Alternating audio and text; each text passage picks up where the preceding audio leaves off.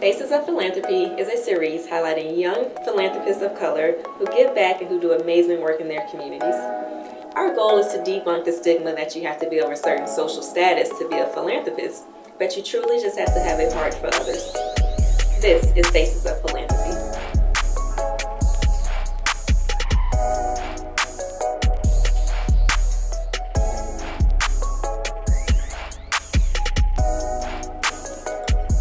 So excited to be here today with Ms. Gisele Fetterman for our Faces of Philanthropy series. Thank you for having me. I'm thrilled to be here. Yes.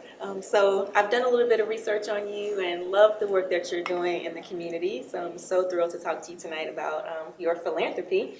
We have taken on the challenge to redefine philanthropy to the art of having a heart for others, right? And so the art being a very unique and individual process based on your passion and your resources. And so we want to learn more about your philanthropy tonight. So how do you define philanthropy?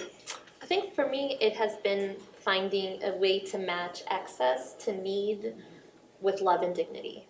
So it's kind of marrying those four things together to solve a problem. That's how I see philanthropy to me.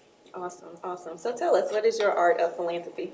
I founded the Braddock Free Store and co-founded 412 Food Rescue and For Good Pittsburgh. And it's three organizations that are looking to meet needs. Okay. Whether that's food insecurity, clothing insecurity, a way to do that in a really dignified and loving way, meeting people where they are, and doing something truly that you know that you don't expect someone to do something bad for you. Right. For me, that's how I see it. It's loving someone in a way that you just love them, period. Right. You don't want anything in return.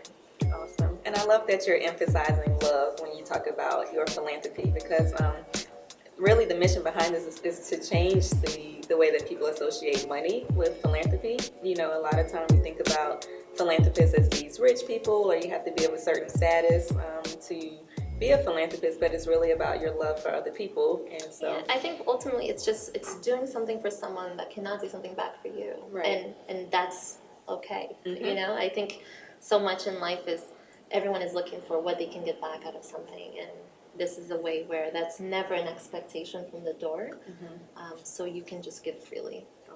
Awesome. Gisele, who inspired you, or what inspired you to do your philanthropic work? I think for me it's really gratitude. I'm really grateful to live in this country. I'm really grateful to live somewhere safe and be able to raise my children.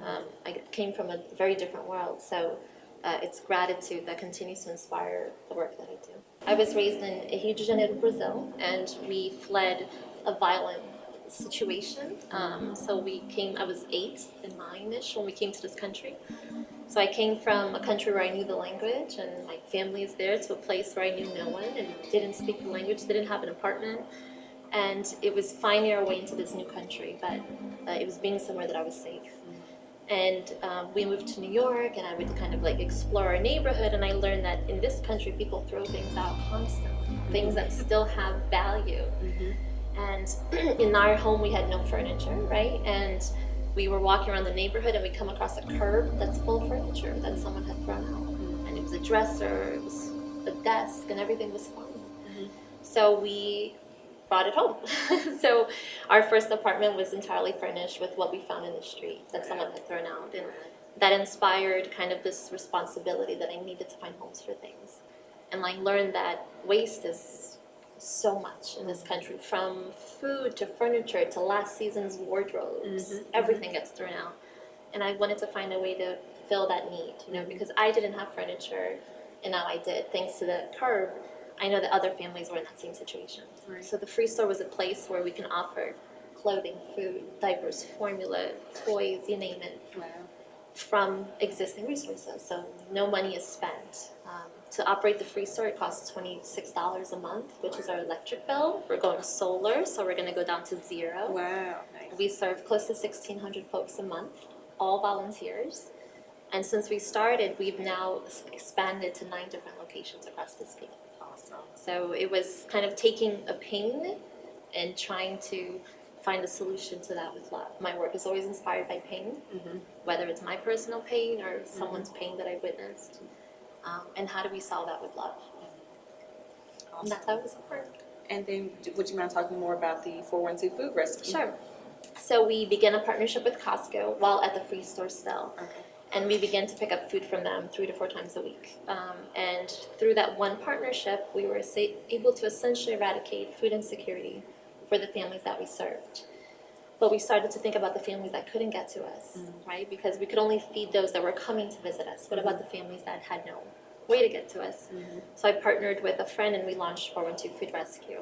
So it's a volunteer-run organization. Now we're picking up food from not only Costco, but everywhere. Okay. And taking it to community organizations, food pantries, nonprofits, the housing authority, schools, and feeding families. So through those efforts, we've rescued over 2.5 million pounds of food. Wow, wow, awesome. I mean, thank you for your service to Pittsburgh and to No, I'm our just communities. happy I get to live here. Yeah, right. Some of us take it for granted, but you found a beautiful way to, turn your history and your passion into a way of service.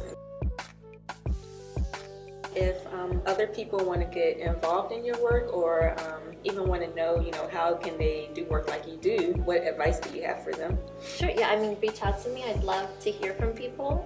Come visit me at the store. I'm there all the time. And for me, I think it's, you've had so many ideas throughout your life, but it's not acting on them, right? And it's just trying to act on those ideas. Because I think we all have really great ideas and solutions, but it's taking that step from being kind of observing and complaining about an issue and taking action and trying to solve it. Awesome.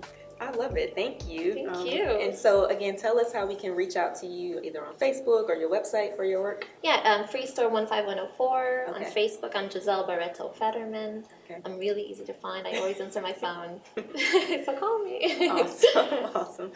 Anything else that you want to share? So this is really about your philanthropic work, so we want to get it out there. And No, I mean, I'm just happy to be here, honestly.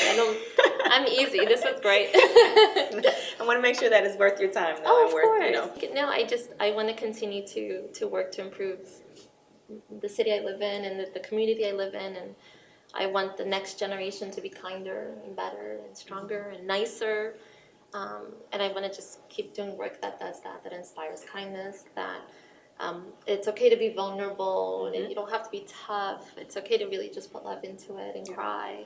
That it's okay. And I just wanted to continue to put out that message. Awesome. Thank you. We're going to stop now because if you start crying, I'll start crying. We won't film anything else tonight. So thank you again. Of course. This has been great. Love talking to you. Thank you so much. And yes, we'll be coming to the store. I have stuff in my closet to give away. Awesome. So very nice. I am a mother, I am a wife, I am the product of a single mother family, I am an immigrant, and I am a philanthropist.